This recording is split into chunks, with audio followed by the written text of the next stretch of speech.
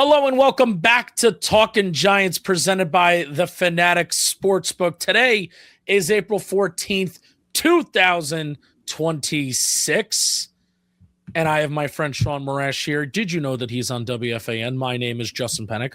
Welcome to Talkin' Giants. For whatever reason, if this is the first time that you're listening, we are going to be talking about the offensive line today, Shaun. We haven't really done like conventional positional previews because honestly, I think it can get a little bit boring when you're just kind of maybe reading scouting reports and things like that. So we've mixed some things up.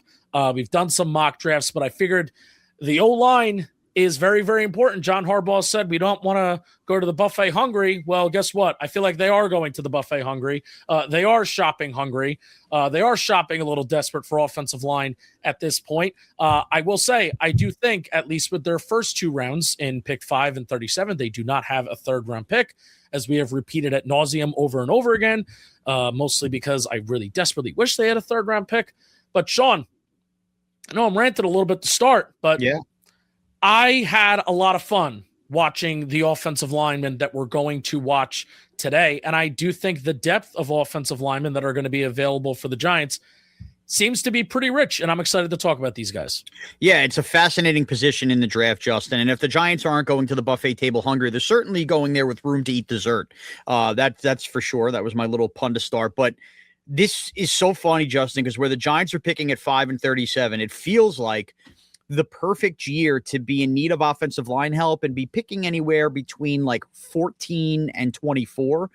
There could be a good run, at least in the tackles in the tackle department. Yeah, for sure. And then you have some guards that you hope could trickle right into the sweet spot of where the Giants are at the top of round 2. However, Justin, as we gonna delve in and go through the players that we're going to go through today, I will say as we sit here a week plus away from the draft, when weighing the idea of like positional value and picks the Giants have, I kind of hate that the Giants have both a need at the offensive line and a lack of a third-round pick, although it wasn't much, and you always do that trade to give up for Jackson Dart. This part of not having the third-round pick, like you just reminded us, is kind of giving me a little offensive line anxiety because if the Giants don't strike a trade in trade 1, I know we've gone through a million different scenarios there, and they're sitting there at pick 37, and, maybe it's a guy like we've already talked about the last couple of weeks in Pregnon, or guys we might talk about today, like Bisontis. We'll lay this all out. It's going to suck to have a trade on the table, but feel like, man, can we really afford the trade back and miss out on getting a potential plug-and-play guard here at pick 37? So I think the lack of a third-round pick has made the Giants' need for offensive line all that much more interesting right now, Justin, as we sit a week plus out from the draft. Yeah, 100%, because not to get too much into this, Shaun, but watching all of these offensive linemen, watching the offensive linemen that we're going to talk about today, knowing that they don't necessarily need a right tackle right now. I think a lot of people would say that even like Freeling, like I was listening to Nate Tice and his father. It's a routine listening every single year when Nate Tice has his dad on, who was a former coach and was involved in the league and everything like that with offensive linemen for a really, really long time. They're talking about Monroe Freeling being their like number 1 tackle in this draft. So it's like, oh, even at 5, like if you get a really good tackle, I understand that Jermaine Illuminor is here, but do you he's going to be here for 1 to 2 years more, right? Do you take that kind of guy? So outside of that, not considering that, maybe even considering that, like I want Sonny Styles and Caleb Downs. I just think they're better players, and I think they're better prospects at pick number 5 than any of the offensive linemen that we're going to be talking about now. And right now, Shaun, my preference for pick number 5, if they're staying at number 5, I'm not going to let the Giants' stupidity and how desperate they are at the offensive line impact my position and my take of you take the player that you think is best and that fits and all of that kind of thing. I'm not going to let the Giants' stupidity on how they've treated the offensive line impact and sway what I want them to do at 5, even after watching all of these linemen. And I did have a very, very good time watching all of these linemen too. Okay, so all right, we're going to obviously get more into this. It's kind of a perfect segue. I guess the good news for the Giants in terms of 2 guys that you mentioned that I know we've talked about in Downs and Styles is the Giants are in need of defensive playmakers and badly stopping the run. So you can't say if they go that way that they didn't address another need maybe just as big as the O-line. But I am curious to hear why you would not invest. So why don't we kind of take it away and get into our first guy? Yeah, and really, like, and kind of at the top too, Shaun. It's like the third time. I had such a good time watching these linemen, and it amazes me how big these guys are, how well they're able to move. I know the common thing that everybody talks about watching young linemen is, college coaching, maybe not that good, and all the attention is on the quarterbacks and the receivers, and everything is so scheme dependent now where you're trying to take the old lineman out of it. I get that kind of conversation, but the fact that these guys are so big and they are so strong and they're so athletic too. A lot of these guys are so damn athletic for 320, 330 pounds, 315 pounds, and to see how they move, it's pretty damn impressive. And I really, really did enjoy that. So let's start off with Francis Mauigoa. Not Mauigoa. Mauigoa. No. Mauigoa. That's what I said. You said not Mauigoa, Mauigoa. Oh, crap. We are going to get this right. Francis Mauigoa. Mauigoa. A lot are saying Maui. It is not Maui like Hawaii. It is Mauigoa. 6'5", 329 pounds. He has a consensus ranking of number 5, 5th overall. He is from the University of Miami. He's going to be 21 years old in June. I like that. Very, very young prospect. He has 33 and a quarter inch arms. That's 50th percentile among guards, which a lot of people feel like he's going to transition to, Shaun. He's 12th. He was 12th in pass blocking efficiency overall this year among tackles, but he was 7th in true pass sets, 2 sacks, and 3 hits allowed. Before I start reading off and my notes, and certainly I have a lot on him.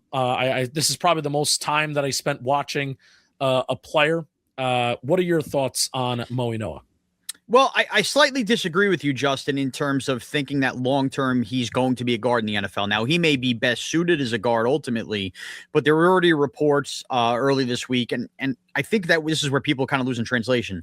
I think he could be a very good tackle in the league. I'm not so sure that if he gets drafted in the right spot, he truly ever transitions to guard.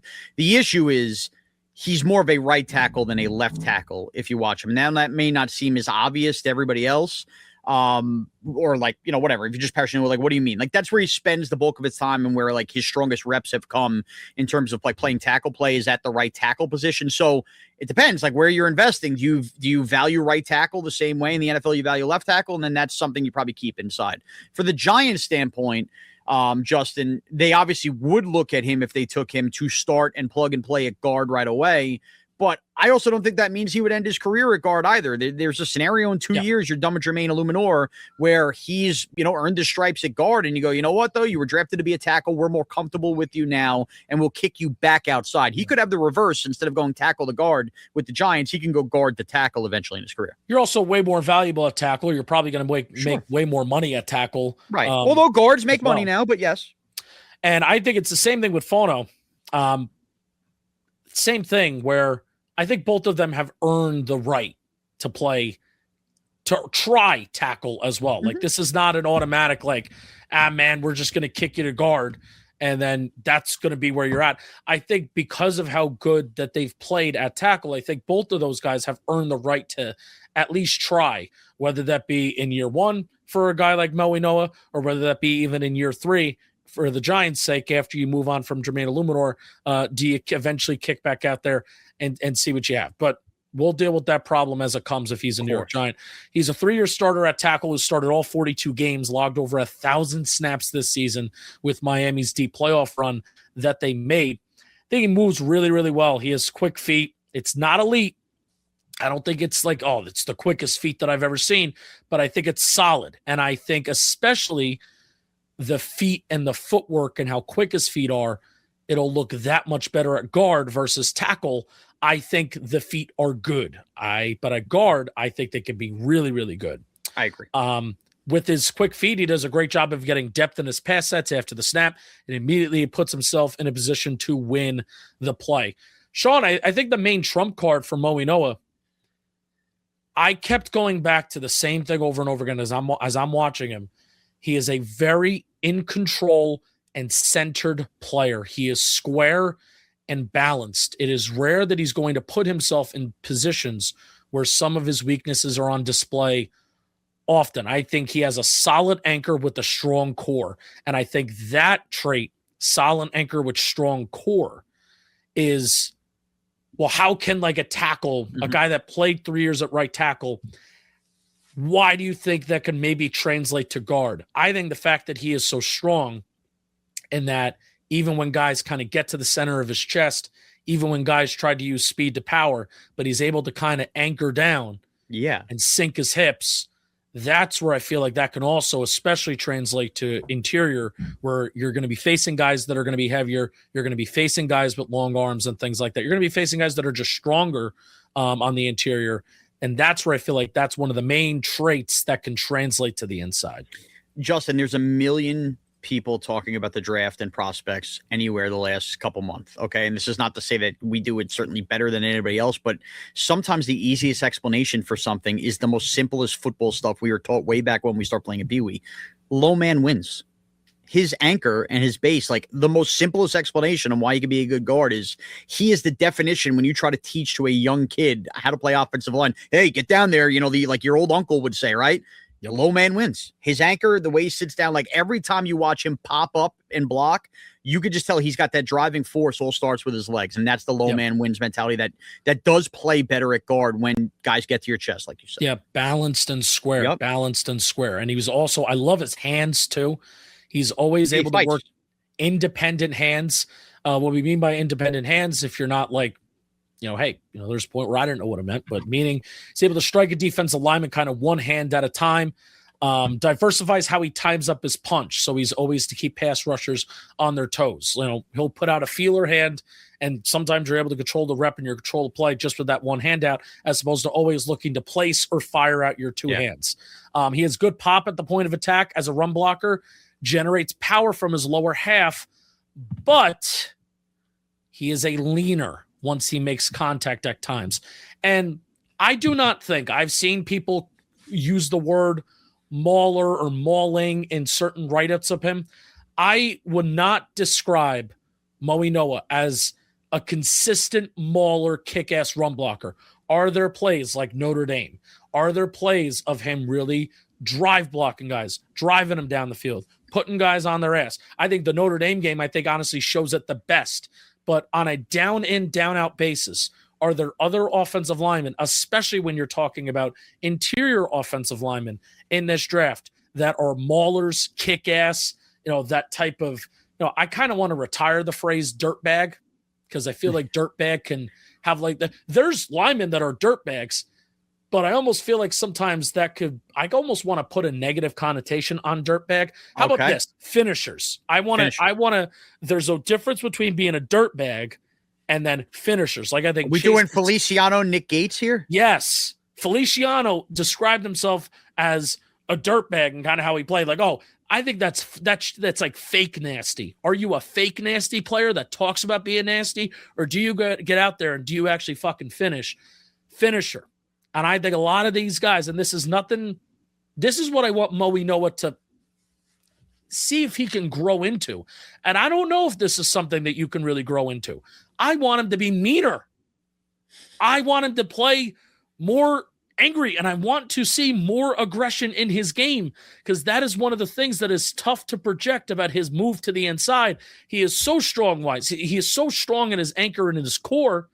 And I think as a pass blocker, he's going to be so damn good. But it is also tougher, and I think coaches will tell you this too. I think it's a lot tougher to teach how to become a good run blocker at the NFL level. I think you could teach technical things in the NFL, like hand placement, working independent hands. And a lot of that stuff you don't need to teach Mauigoa. You also don't need to teach Mauigoa the natural kind of knee bend and the type of technique that he plays with. That's the kind of stuff that maybe you can't teach as well. But I don't know. Like, I want him to play meaner, especially if he's going to make a move to the interior and be more aggressive. Look, I think that's a fair critique. And I think, though, that explanation is kind of a product of this draft, right? Mauigoa is I think the cleanest offensive line prospect in the draft, but not without flaws. And usually the cleanest offensive line prospects in drafts are slam dunk kind of top 5 guys. Unless something else like a Laramie Tunsil gas mask happens that kind of slides them down the draft. So, what you're asking for, I don't think is unique, but usually that's something you're asking for if you're taking an offensive lineman at pick 16, 17, which again, just comes back to where the Giants' value is and where they would have to take him. Mauigoa, where he probably is going to go top 10 anyway. Is he a top 10 guy in a normal draft? Right. Yes. In a draft that has a clear, like there is no clear consensus, really number one anything besides quarterback. Right. And think about the 3 best players that we've talked about in Love, Styles, and Downs. And again, I listen, I'm probably discounting Bailey or Reese, but the point is those are non-traditional top 5 positions. And those represent arguably the 3 best players in the draft. Yeah. Which makes the whole thing convoluted. Right. So little bit of a leaner. Yeah. He's a leaner, and then he also doesn't routinely put guys on their ass. Dips his head and lunges a little bit. That's going to have to really be, I think, coached out of him too. If the Giants want to start running like outside zone, which, what Matt Nagy, John Harbaugh, Greg Roman, what their vision is for this rushing offense is kind of a big TBD. But if they want to run zone and ask Mauigoa to do reach blocks and where he has to work across a guy's face, he kind of struggled on that. He had 12 snaps at right guard. I think there was actually a little bit more. He had like a little bit more than like 12 snaps from a right guard alignment. I clipped all of them up from 2025 and saw them on your Twitter. It was the same play every single time. There was no conventional true drop back pass set that he took. It was the same play every time where they were pulling Mauigoa across the line, and it was like some sort of run play, or they were doing like an RPO, like play action. Yeah. They were doing like an RPO out of that look where Mauigoa would pull across the line of scrimmage. There were times where it led a touchdown. There were times where he was very spatially unaware and didn't necessarily know where to go, but I'm not going to take like 15 snaps where Mauigoa was lined up in a right guard alignment when he's played 3 years of right tackle and then make some sort of bold claim on what his NFL career is going to be. But I think there's going to be some things that he's going to have to work on. And if he's not going to have that finishing mentality as an NFL player, like, we're talking about pick 5. We're talking about a top 5 pick. We're talking about, even if you trade back, we're talking about a guy that's probably going to go top 10. You got to pick on these things for guys that are going this high. But I still love him as a player, Shaun. Okay, so you love him as a player. You've brought up the negatives. You brought up the positives. Again, we're talking Giants here. What's the pick number you'd be comfortable taking him at with the New York Giants? Depends who's on the board. Well, I only said to say, look, we all know they're picking 5, but I think we need to, in the prospect of discussing these offensive line prospects, acknowledge that there might be some maneuvering around the board. And if the Giants traded out, Mauigoa lasted, let's say they traded back to pick 9, would you be more comfortable there? And Downs and Styles are off the board. Yeah, and you want to know why? What also makes me more comfortable with that? Because you just have more picks to play with. True. So then I don't feel so desperate like we need to make every single pick count to the nth degree, right? That would be really good process. You would be able to trade back, get picks, and then get a player who I view as a really good player to begin with. And you use the word clean, Shaun. Mm-hmm. Clean, I think, is one of the best words to describe Mauigoa. I think he's very smart. I think he prepares for each opponent differently. I think each rep is also different too. He's not just copying and pasting how he's approaching each pass rusher and each rep in each play. So it keeps the defender on their toes. A smart, reliable, athletic, clean, and strong player who is a very well-rounded and very balanced player, especially at the point of attack. He's going to win a lot more than he loses. But I think the projection to guard, it sort of muddies things up a little bit, at least for me. Okay. I think he's going to be a really good pass blocker if he can be coached up to keep his feet under him. And then we'll kind of see as a run blocker. I value pass blocking more than run blocking, but I would be lying to you if I said that do I have him as the number 1 pass run blocking offensive lineman that we're going to talk about today? Like, probably not. Okay. All right, so I know we have to get to other guys. The draft goes Fernando Mendoza, David Bailey, Cardinals in a pivot point take Arvell Reese, and the Titans do take Jeremiah Love. And both Downs and Styles are sitting there, but the Giants turn in the card and they select Francis Mauigoa. Justin Pennick's reaction is what? They got a really good offensive lineman, and they took it seriously, and they didn't mess around. So no disappointment. No. Okay. I think they. I'm with you, by the way. I'm just curious. Based on your deep. I think it would be a really good opportunity to take Caleb Downs, who I like. I think Caleb Downs, if you really like David Bailey, I think there's a chance you could say that Caleb Downs is the best defensive player on the board with the least amount of questions and how smart he is. And I think that's one of the easiest projections that you can make out of defensive players in this draft. And the Giants in back-to-back years getting Caleb Downs and Abdul Carter would be really sick. I agree. So that's also super tempting to me too. But if they turn in the card and it's Mauigoa, it's like, oh, well, all that bitching and moaning that Shaun and Justin have done over the last month about how the Giants aren't taking the O-line seriously. Well, that's a pie thrown in our face. And then we're sitting here being like, hey, they took it seriously. And they put major investment in it. So, okay. And by 100% with you. I still would prefer one of those defensive guys, but I can't be critical. Like you just said, for all those reasons, it would make a lot of sense to me if that was the pick at 5. And I only say that because in his first mock 1, the reason Mauigoa heated up is Peter Schrager was the first one to kind of connect the Giants and him. Yeah. So Peter Schrager, friends with Joe Shane. And a fan of me, I didn't know. Texted me. And a fan of you. How about that? Imagine getting a text from Peter Schrager that he's a fan of yours. Wow, yeah. I know that's a really weird humble brag, but it was cool. I made a video on Tua from this year, and then he followed me from that. So maybe we'll get Peter Schrager on in the summer. It's a long summer. Great. All right, Shaun, before we keep going, I want to talk to you about SeatGeek because today's episode is sponsored by SeatGeek. The MLB season, of course, is here. The NBA, the NHL, and even the World Cup is coming up this summer. There's going to be a ton of games and events worth going to and worth seeing live. And if you're planning to go out to a stadium or arena this year, SeatGeek, they're the place to get your tickets. So I want to give a shout out and a thank you to SeatGeek for sponsoring today's video with over 35 million downloads and over 70,000 events listed. SeatGeek is the #1 rated ticketing app ever in the world. They've been supporters of this show for a very, very long time. I am super thankful for them. So if you want to support us and you could save some money, why don't you use code JOHNBOY10 for 10% off your next set of tickets at SeatGeek. That's 10% off any tickets with the promo code JOHNBOY10. Make sure you click the link in the description to download the app and have the code automatically added to your account so you can use it later. Thank you so much to SeatGeek. We love you so much. Smooches. Smooches, SeatGeek. All right, Shaun. Up next is Spencer Fano, and I'm using this based on Dane Brugler and the Beast. It's not Fano, it's Fano, based on the pronunciation. From the University of Utah, 6'6", 311 pounds. He's 21 and a half years old. He has a consensus ranking of number 11 and 32 1/8 inch arms. So that is slightly shorter than our guy Mauigoa. And why is he important that we talk about, Justin? Go ahead and say it. He had a top 30 visit with the Giants. There you go. So a little bit of a side tangent.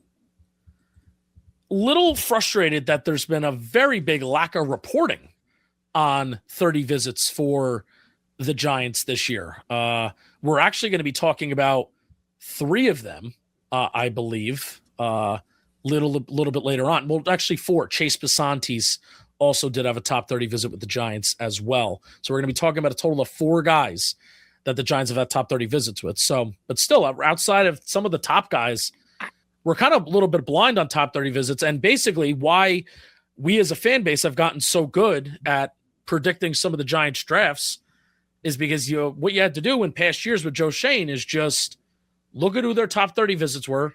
And odds are if you just evaluated and watched and had a write-up of everybody on the top 30 list, odds are you were going to know like 90% of the Giants draft class that year. Yeah, and a side tangent to the side tangent. Sure. I'm not sure if this has to do with the fact that things are just more buttoned up here with John Harbaugh or the fact that The Giants' entire facility has been ripped up to the studs that they're still redoing. It was the point why media basically couldn't even show up to the voluntaries. They had to be watching on Zoom, or at least I assume that's why. So, I mean, there's also the World Cup and stuff. And that was the next thing I was going to say. And then the World Cup, which ties into why the Giants are going to West Virginia. And I just wonder if, like, it's not to say that these prospects aren't all coming, like when you consider a top 30 visit, but are the top 30 visits, and I really don't know the answer to this, slightly altered in that they're not even taking place in East Rutherford, New Jersey anymore? I think they are. Yeah. Okay. I think a couple of Utah tackles were in Jersey today, and then the picture was taken from the office. So okay, so there you go. So I don't know what the hell I'm talking about. It just was weird because there's a lot of stuff going on at the Giants. We don't know. We don't know, and yeah, it hasn't been reported on. And also, is this year going to be the same thing as previous years with Joe Shane? Now that Harbaugh is more involved, now that Harbaugh is here and involved, does top 30 visits mean that they're just going to draft those guys? We don't know the answer to those questions. We'll find it out after the draft. But Fano did have a top 30 visit with the Giants. He was first in pass blocking efficiency and first in true pass sets among tackles this year. That's pretty good. 3-year starter, first year at left tackle, and then the last 2 were at right tackle. He was a team captain in 2025 and the only underclassman that was nominated as a captain. Quick feet and quick athletically as well. And man, Shaun, is he a finisher? Out in space, in the run game, even in pass pro, has a few slams, like just slams guys down like a body slam. Can be a bully, and I really think he's smart out in space too. Like he knows where to find guys, where to find work, even out in space. I know that term is usually used as a pass blocker, but he knows kind of where to put himself to help a play end in a positive way. He's a good and smooth athlete. I think he uses independent hands in pass pro as well. Gains good vertical depth in his sets. Utah ran the ball a ton and was a heavy RPO offense this past year. And Shaun, before I keep going, that feels like what the Giants kind of want to maybe be about with Harbaugh, a guy that finishes, a guy with an attitude, a guy that has a lot of experience running in a heavy RPO system, and an offense that generally just did run the ball a lot. Yeah, no doubt about it. Obviously, you can do it from different versions, different schemes. But where I guess I get confused by this a little bit, Justin, and obviously I see it in the notes. I see that Dane Brugger's talked about it too. Every time I watch Fano,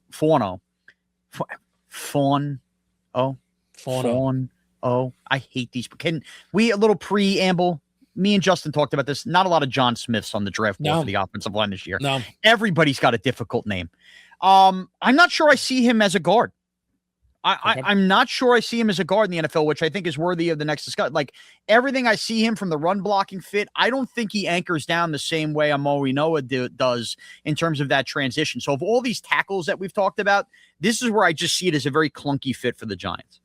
Yeah, I would agree with that. And I think the weight is a big thing here at 311 pounds as opposed to Mauigoa is 329. I do not think Fano has that natural strength and that, remember I talked about that strong core and that anchor. I almost wish I could put the edge that Fano plays with and combine that with the technique and strength of Mauigoa. I wish I could combine the two. Ooh, I'm desperate for that. Fawny Noah, baby. I did have more fun, I will say. I had more fun watching Fano than Mauigoa. But I do think Mauigoa is going to be a better player. Well, what makes you think better? Just because, Fano's more of that like attacking, aggressive type of lineman? Is that what made him more fun? Yes, 100%. Okay. All right. 100%. It's way more fun to watch. It's way more fun to watch somebody be a finisher and to put guys on their ass and run in the open field than versus Mauigoa is he's just good. Right. He's balanced. He's square. You know how you ever see the movie Hitch with Will Smith? Of course. And how he was telling Kevin James, it's Kevin James, right? He's telling Kevin James, like when you're dancing, it's just all in here. Yes. Like you never leave outside your shoulders with your hand movements. That's what I feel like Mauigoa is. Just so that's a great reference as a player. Versus Fano could be a little bit more wild, right? Could be a little bit more wild. But however, with, hey, do you move him to the inside? I do question how strong that core is. There's going to be a worry with him facing bull rushes from mammoths in the NFL. I think technically he's not as sound as Mauigoa. I would challenge him to even change up how he approaches his pass blocking reps to keep defenders guessing. Mauigoa does that very, very well. I think sometimes he opens up his outside half too quickly and oversets, creates opportunities for inside moves. He did receive a lot of chip help at Utah as well. So, like I said, I had more fun watching Fano, but I would have Mauigoa as number one and then Fano number two out of options that feel realistic for the Giants. Okay. Again, I think that's totally fair. I find his whole path puzzling. Of all the Giants' top 30 visits, the ones that at least we found that listed on, this is the one that I look at that makes me raise an eyebrow because I genuinely question what would be the scenario, even in a trade back, that would have the Giants take Fano, and do they envision him as a guard, or would they turn to Jermaine Illuminor afterwards and say, by the way, I know we paid you, now you're slotting back inside? It just, I would hate that. I would too. I would too. But I only bring it up because they brought him in for a top 30 visit, Justin. Yeah. And I just don't see, with the Giants picking at 5, and I know they could trade back, what the fit is here for a Fano. This just feels like the biggest misfit in terms of value and where the Giants are and what they need. Yeah, and I will say with Fano too, 21 and a half years old, is still super young. He has added weight almost every year of his college career. So this is a guy that still can get bigger, still can get stronger. So I'm not ruling that out. But I think both of these guys maybe have earned the right to play tackle. But I think with Fano's athleticism, I think he especially has earned the right to play tackle versus Mauigoa. There's a lot of people that think Mauigoa can just flat out be a better guard than tackle anyway. But at the end of the day, it's hard to project when these guys have never really played it. I've never been the fan, by the way, of every tackle is going to be a guard. I've never been part of that movement, but for these two guys, I sort of can see it. So, all right, so we disagree, and that's fine. Probably refreshing. Next, is it my guy? We're gonna move to a straight up guard. Let's go. There's no projecting here. How about Olaivavega Ioane from the university? Olaivavega Ioane from Penn State. He is a guard, baby. 6'4", 320 pounds. He's 22 years old. 32 and 3/4 inch arms. That's pretty good for a guard. Consensus ranking of number 16. 10th in pass blocking efficiency among guards, and tied for first in true pass sets. Shaun, this seems like one of your guys, and Brian Baldinger would agree. Found as one of his favorite players in the NFL draft. Quote, "We had Tyler Booker come out last year, Gray Zabel come out. They were great players. This kid is better than both of them," Brian Baldinger said. So why don't you take the lead on this one? So the game I went back and rewatched, it's probably like 3 weeks ago now.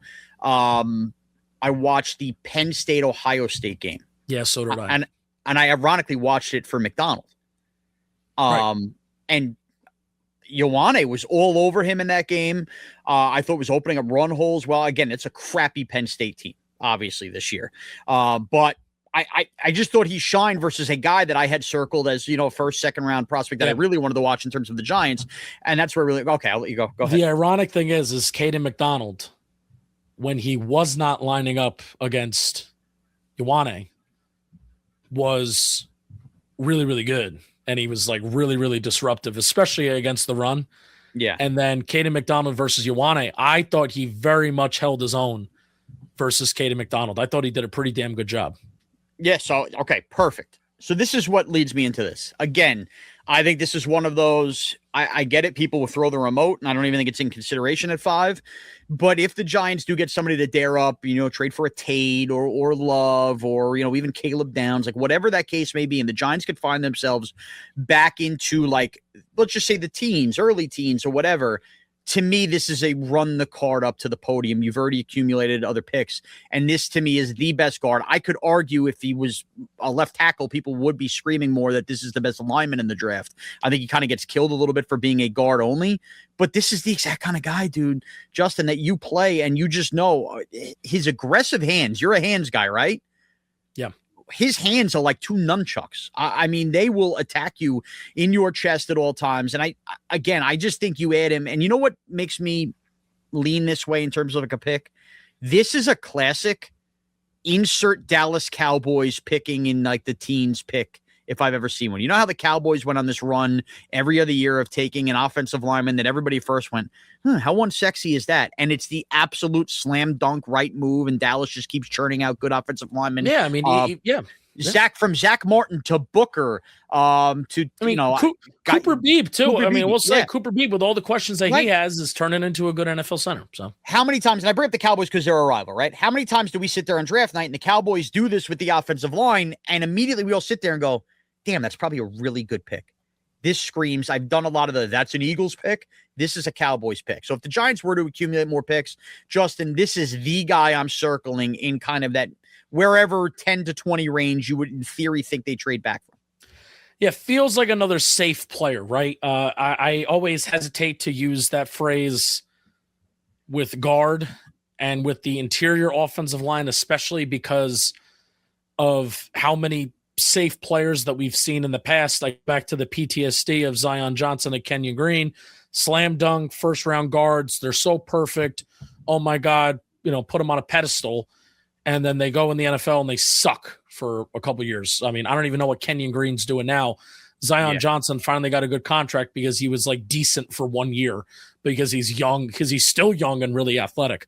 But that's also the thing with Ioane. He's not overly athletic, but let me talk about the good things. Okay, let's go. Plays with impressive core power, body control, and contact balance. I mean, he is a power player, right? Strong. Powerful lower half, powerful core, powerful hands that latch on and control the rep, right? Tight at the point of attack, and they pop. That's what you kind of want your interior guys. You want your interior guys to play with maybe a little bit more pop versus your tackles. You're seeing a lot of guys now like Andrew Thomas. They're starting to place their hands a lot more strategically, but you kind of still like the little bit of the old school mentality of my interior linemen want them to pop a little bit more. Grip strength and chopping feet to stay tight as a drive blocker. I think he's a really good puller. I don't view him as like the best athlete, but I think he has great footwork as a puller with efficient feet. That's the phrase that I think Brugler used that I really like, efficient feet. He's still able to gain leverage and flip his hips on these backside blocks. He's another player that's very smart, where and how he's going to place himself to help make the play successful. Even if it doesn't look great, I'm still going to angle my body and use leverage and just put myself in a spot where I'm going to shield the defender away so the play is successful. From snap to whistle, he is playing with a finishing mentality. Quote, he said this, Ioane, when I go out there, I'm a different person. I'm the most physical person out there. Shaun, I know you're going to love this. He had one penalty in 2025. That is it. Now, I love that. Again, not the best athlete and not the best mover overall. I think he's a more efficient mover. I think quicker and twitchier interior defensive linemen may give him some fits. So I think he needs to maybe make a little bit of a commitment to becoming quicker and lighter. I think he already has kind of made a commitment of losing weight as the years have gone on. So that commitment to maybe, I don't know about losing weight, but becoming more quicker and facing those kind of quick moves, if that's been a commitment of his, that's going to have to continue. Yeah, I would want him to use his hands in the run game more. It kind of leads with his shoulder. So we talked about his hands are really strong, but I want him to use his hands in the run game more. I would be, again, this would be a pick if they trade back. I mean, this would have to be like a real trade back, Shaun, like a real, like, what do you want, the 20s? I think he may be gone before then. Yeah.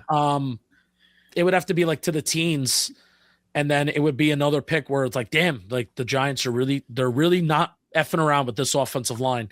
And it'd be something. But I actually do view, like, I think if you're not going to take the guard or the lineman at 5, do you really want to risk and have like a Chase Bisontis possibly fall to 37, who, like, I actually do view Ioane and Chase Bisontis. I actually do have them somewhat relatively close to each other in terms of how I view them as a player.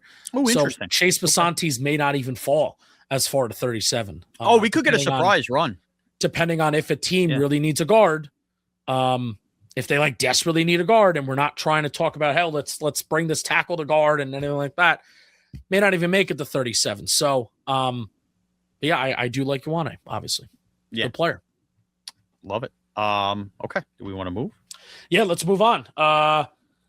Chase Bisontis, 6'5", 315 pounds from Texas A&M. We talked about him on a recent mock draft, but I kind of just want to bring him up again. Yep. He's 21 years old. He's turning 22 in June. He's 43rd on the consensus board. Went to Don Bosco. Local. Yeah, okay, there you nailed it. Went to Don Bosco, the local kid that found his way to Texas A&M. The more that I'm watching him, the more that I have watched other offensive linemen. I love how young he is. His hands are the most impressive out of any lineman that I've watched this draft class, and I think that may even include Mauigoa, just constantly just looking to replace his hands. And I think that is such an advantage for him as a pass blocker. I think he is a stronger pass blocker than he is a run blocker, but the fact that he's also a weight room warrior, which John Harbaugh will love. Oh, yeah. The fact that he has this finishing mentality, I think that there's plenty of room for him to become a better run blocker. And I may be also even just underrating to begin with his ability to be a really, really good run blocker. I may just be underrating that and not seeing that to begin with. So I love his mindset. He's super young, like I said. I do have him closer to Ioane than I thought that I would before this process started, Shaun. Okay, so I just need to know why, though. Like, I know you described everything you liked about him, but, Boldinger calls Ioane his favorite player in the draft. I like Bisontis. If you told me they took Bisontis at 37, I'm not against it. But you're talking about a guy that a lot of people believe will be gone in the late teens at most, and Ioane, why is it close for you? Because I think he's a better athlete. I think he's a better pass blocker. And, again, I value pass blocking more than run blocking. And I think he can bring that same type of aggression, that same type of finishing mentality that you would draft a guy like Ioane for. I think he brings that, and I just don't think the gap is that massive. I think his hands are so much better than Ioane.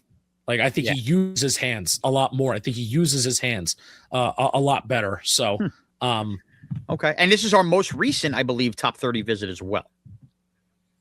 Do I have that right? From what's been reported. Yeah, from what's been reported. Exactly.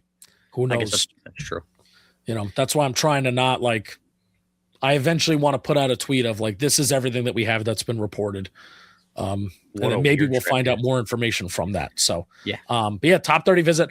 I would be very cool. Like my ideal, the way that the draft is going to go, Shaun, and then we'll move on after this.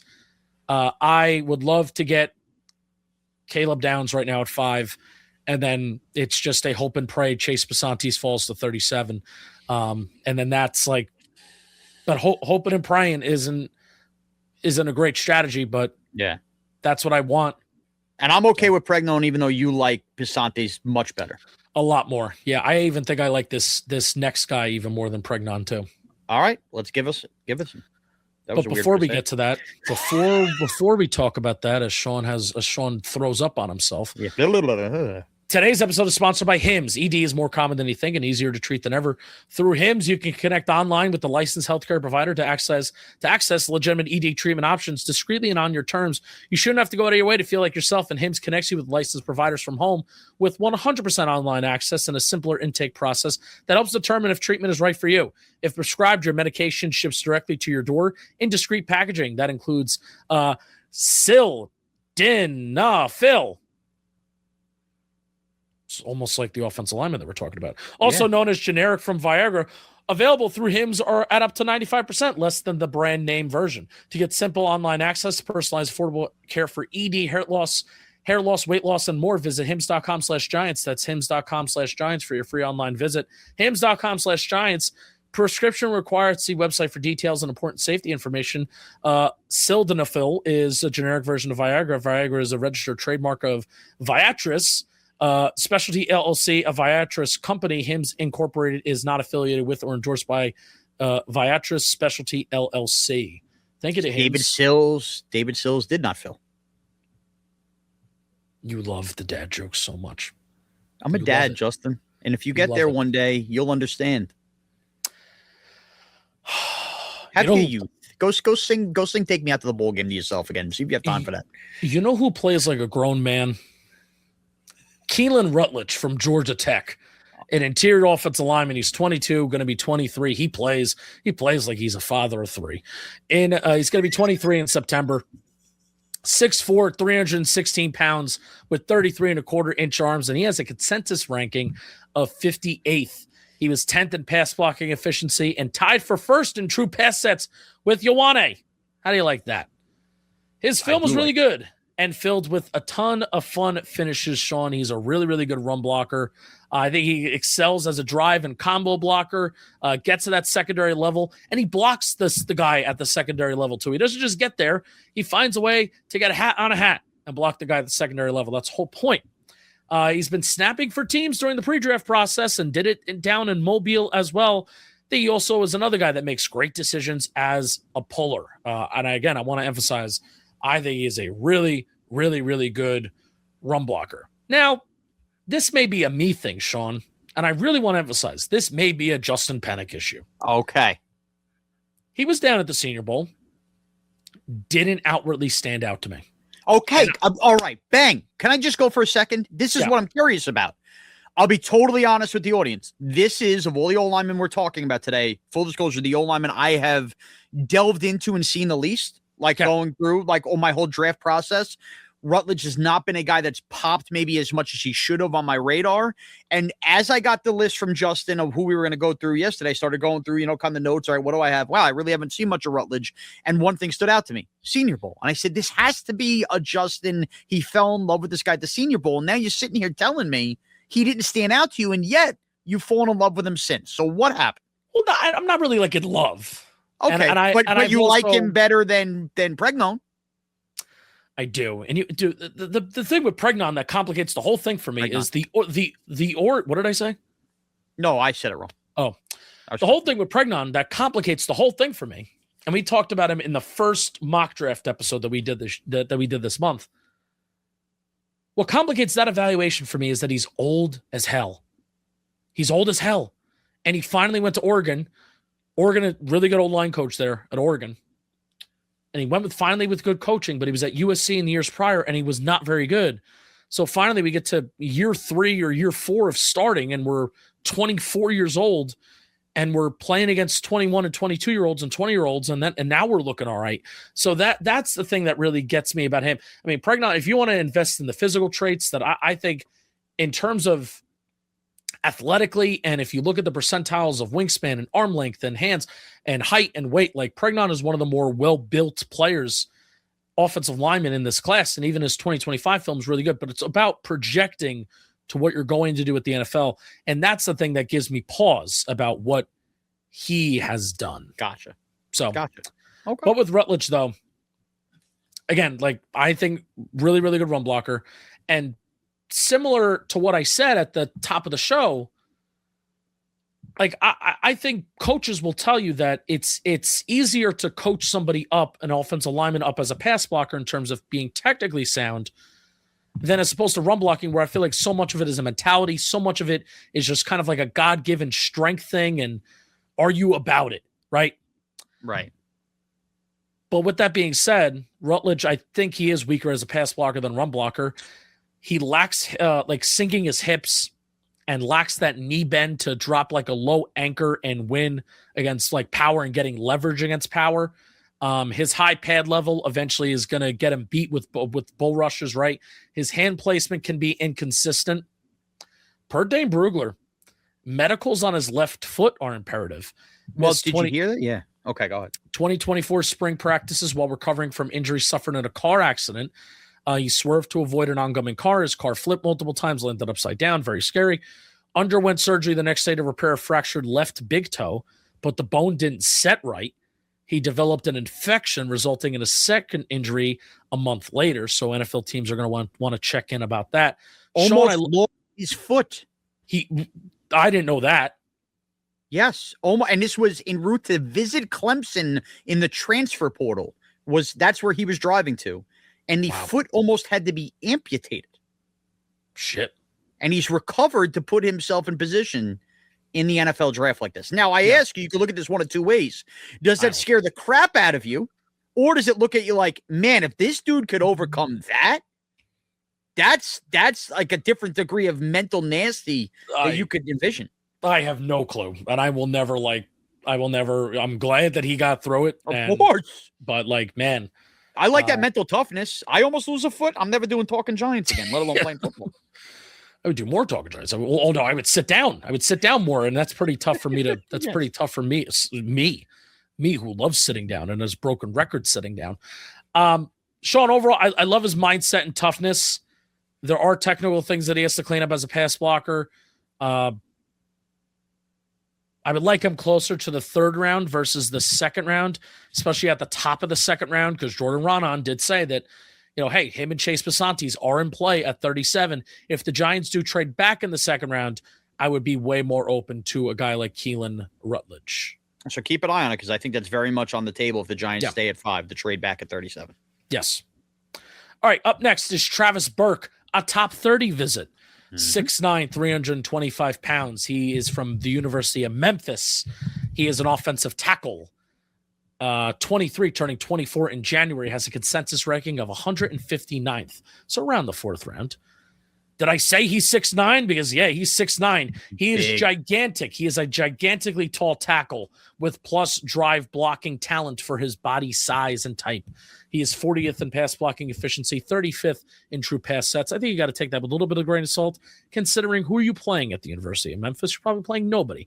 Shaun, he is a big-time finisher. He is a mean player. He is looking to finish every single play. Another guy with really tremendous grip, hand strength, really helps him control the guys in front of him. He has 30 starts at left tackle, 16 at right tackle, but he was a one-year starter for Memphis at right tackle. I believe he was at Florida International the previous years.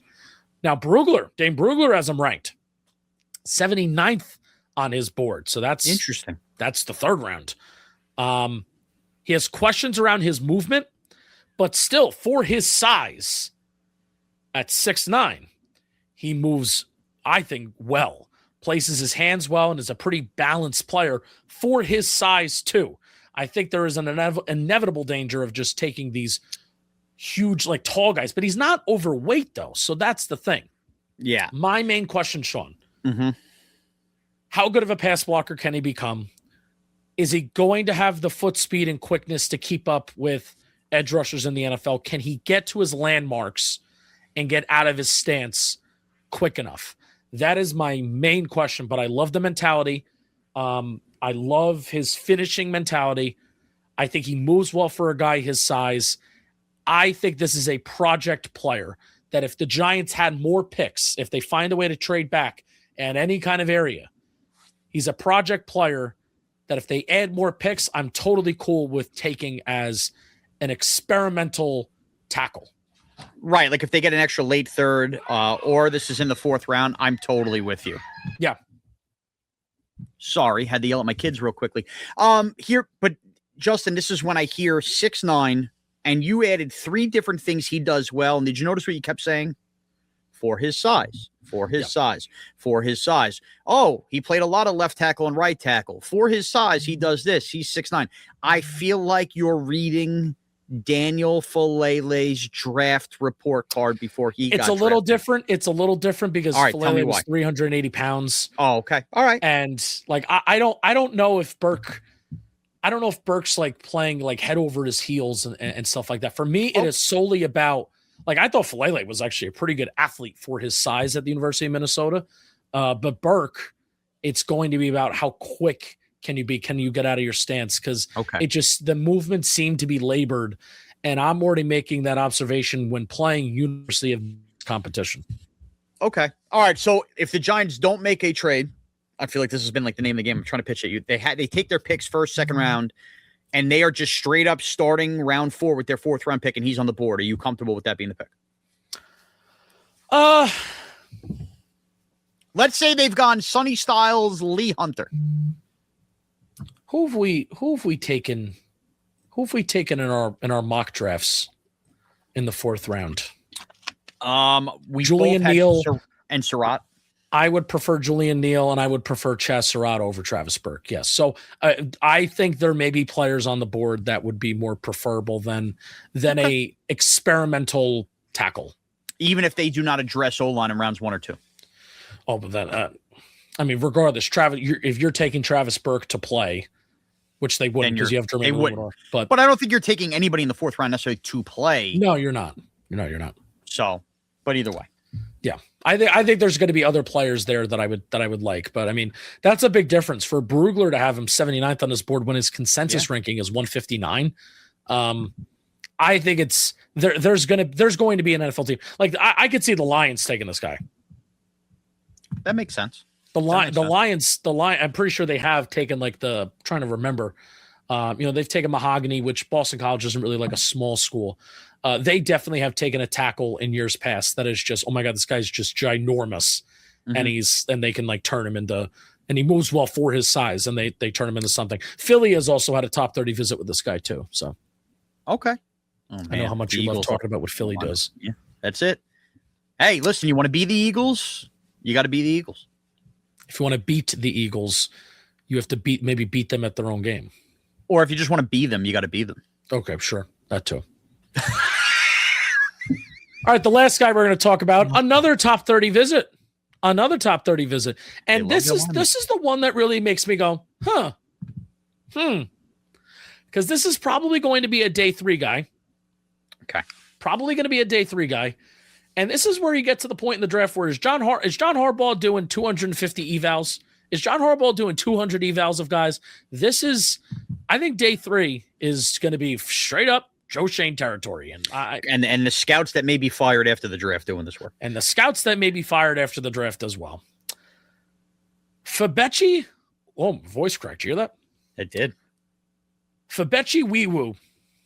I'm being completely serious. It's what we tell my daughters they did in the potty. Do not laugh. It is this guy's name. Amazing. He's a great dude. He's a great dude. Don't laugh. It's Febechi Nwaiwu. 6'4", 319 pounds from the University of Oklahoma. He's 23 years old, has a consensus ranking of 184th, 34.5-inch arms. That's pretty good for an interior guy. Here's what sticks out to me. We're talking about a guy on day 3 of the NFL draft, and he was first in overall pass blocking efficiency among guards, and he was 6th in true pass sets. And this is not just draft eligible players, Shaun. This is just everybody in 2025. Everybody. In the SEC, too. In the Oklahoma SEC now, no longer Big 12. Yep. I do like that. I like the energy that he plays with. There's a lot of things that I think he has to clean up. I love the energy that Nwaiwu plays with. Kind of want him to be drafted so I could just say his last name all the time. Nwaiwu. Flagged once in 2025 for a false start, and that's it. I love that. Oh, man, the less penalties, the better. He's got some good power. He's really willing to anchor down and has some good power in his lower half. Per Dane Brugler, first in, last out mentality. Work ethic won't be the culprit if he doesn't make it. Doesn't have bad days and brings an energy and a smile to the facility. And NFL scouts said, elite human leader of the O-line room. Love that. Right. He did move to center for the final 2 games of the season, so some evaluators maybe see him there, but he does have experience at all 3 guard spots. He is a chronic leaner, though. Chronic leaner. Which is why he gets the day 3. His hand placement is erratic, and what sticks out right away is he plays with such a wide stance, which I think some of his issues, and I think that's a coaching thing. I think some of his issues, like taking false steps, because he plays with such a wide stance, you even if it's incremental, Shaun, you want your first step to be moving forward. Right. Not backwards. And I think because he plays so wide, that's why he takes a lot of false steps. And he also relies on leaning so much when he could just get in a more balanced spot. So I don't know, maybe narrowing his stance isn't going to fix everything, but I think it may help. He has pretty heavy feet too. I want them to keep moving through contact, both as a pass blocker and run blocker. But I'll tell you what, I want to watch more of Nwaiwu because he is a top 30 pick, top 30 visit. That's projected to go day 3. And he's just kind of like a fun watch. I do wonder, I'm not going to sit here and tell you I think he's going to be a center or a guard. Right. even though he has started to take snaps at center, and evaluators clearly want to see him do that. But this is a guy to really keep an eye on. Day 3, Giants have a lot of kind of, those day 3 picks. They have a lot of them. Could be a Giant that we're talking about. Do you think when you say day 3, are we talking that 5th round pick, or do you think he lasts till the 6th where they're going to be able to throw 3 darts in the 6th round? I mean, who's to say? I'm just curious. Because last year the Giants felt like they got Marcus Bowe, who fell to the 5th round when people had him going in the 3rd. And I just want to weigh it versus that pick. You know what I mean? Yeah. Well, Marcus Bowe, the crazy thing about Marcus Bowe, he had a consensus ranking of 65. Yeah, that was a crazy fall. So, I mean, this guy does feel like more of a Nwaiwu does feel more of like a project. Yeah, everybody on day 3 is a project, right? But I will say, like, a guy that's 1st in overall pass blocking efficiency and 6th in true pass sets, if you're sitting around in the 5th and the 6th round, I'm like, all right. Well, that's a certain trait, you can't teach, especially at a big conference. Yeah, I mean, if you have the production, for offensive linemen, there isn't a lot of like production, like you can't really measure how good of a run blocker you are, but if there's anything that you can kind of measure your stats on based on how many sacks, hits, pressures, and hurries that you've allowed, I'm good with taking a chance on a guy like that. So I am too. All right, Shaun, we have one more thing to do. Yep. And it's the Fanatics Fivo, and it's presented by the Fanatics Sportsbook. The Fanatics Fivo is a segment that we do every single week where Shaun Morash turns a segment that everybody knows and loves on WFAN. We bring it onto this show. So, Shaun, we're going to run through this pretty quick, but what is the Fanatics Fivo that we're doing this week? All right, so Justin and I just broke down some of these offensive linemen, including the top 30 visits. We all know the Giants have specifically a need at right guard, so it's simply this. My preference on how the Giants attack the O-line in or after the draft. You ready? Yep. Here we go. Number 5, a second-round trade back. Sell pick 37, hope the guard market falls in place. We talked about, I'm already forgetting who we talked about. Keylan Rutledge. Keylan Rutledge. The main candidate for that. So the Giants accumulate, let's say, a 3rd-round pick by doing this, and they take Rutland there later in the 2nd round, and that's how they address the O-line. That would be preference number 5 for me. Preference number 4 would be, hey, you don't end up because you're taking strictly best player available. There's no trade partners. Round 1, it's a Styles or company. Round 2, whatever. You don't end up taking a guard. Let's say it's a corner full, something like that. Sign Greg Van Roten or Zeitler anyway and address this on day 3, knowing you're not going to probably get a day 1 starter. Number 3, my preference would be 1st-round pick 5, take Mauigoa. We talked about Justin and I won't be disappointed, but again, is he the best player at 5? That's why it's preference number 3 for me. Preference number 2, 1st round after a trade back. You get somebody to bite up, trade for Tate, whoever, and you take Vega there in the mid-1st rounds. I talked about him being my favorite guard, the guy out of Penn State. What am I, Francesa? Take him in the mid-1st. And number 1, Justin, my number 1 preference on how I want the Giants to attack the O-line, they don't make a trade, sit there at 37. And for me, it's Bisontis or it's Pregnon. I will be happy. And I think ultimately, if they address the defense at pick number 5 and they find one of those 2 guards, you're higher on Bisontis, you might be selling me more. That's what we do. I think that's my number 1 preference on how the Giants attack the O-line, Justin. I love it. There you go. I love it. Draft I think I agree with that, number 1. I think it just makes the most sense. I think it's the cleanest way to approach the draft. It's a big for everybody that will criticize us and tell us this is me letting Twitter and comments what I tell you not to do, but I'm doing it at the end of the show, so it's okay.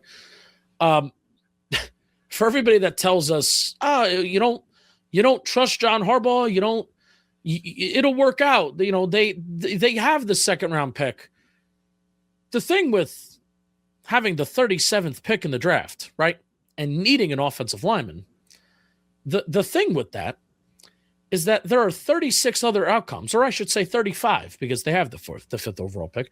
There are 35 other outcomes that the Giants have no control over that correct they would need to be hoping doesn't happen so they can get the guy that they want. Which is why I don't like that they put themselves in this situation. Correct. And as we all know, because the top of round 2 is the most vulnerable to trades, I would argue, of any pick range in the entire NFL draft, because people sit there all day on Friday and they make the phone calls and they figure out who's doing what, especially that the draft's laid out. Justin picks 33 through 36 or could be completely open for sale, and you're telling me any team that's hoping for guards there knows the Giants are sitting there having not addressed their guard market, could easily jump the Giants at 37 for somebody like a Bisontis. Yeah. And then you're not going to be able to trade back. Right. Like you kind of should. It's dangerous. It's dangerous. Like you kind of should, because you desperately need a guard, and then we're going to be sitting on our hands until day 3 of the draft, until pick 105. Yeah, which has been the danger all along. The Giants are no doubt leaving the draft in all likelihood with a massive need somewhere. You just hope, I guess, if you were ranking them, it's not the offensive line. Or you trade back from 37 because that's what Harbaugh wants to do, because that's what they do in Baltimore. We're going to trade back. We're going to acquire picks and blah, blah, blah, blah, blah, blah. We're going to trade back from 37, and then we're going to watch interior offensive linemen start to come off the board. Yep. And then what do they do? And then we're going to complain. And then we're going to be told, that we're assholes for it. Exactly. Because no, John Harbaugh can never make a mistake. He's only won 40 Super Bowls in Baltimore. And it's not me not believing in John Harbaugh. It's not me thinking that I'm smarter than John Harbaugh. It's me seeing something that I disagree with and saying it.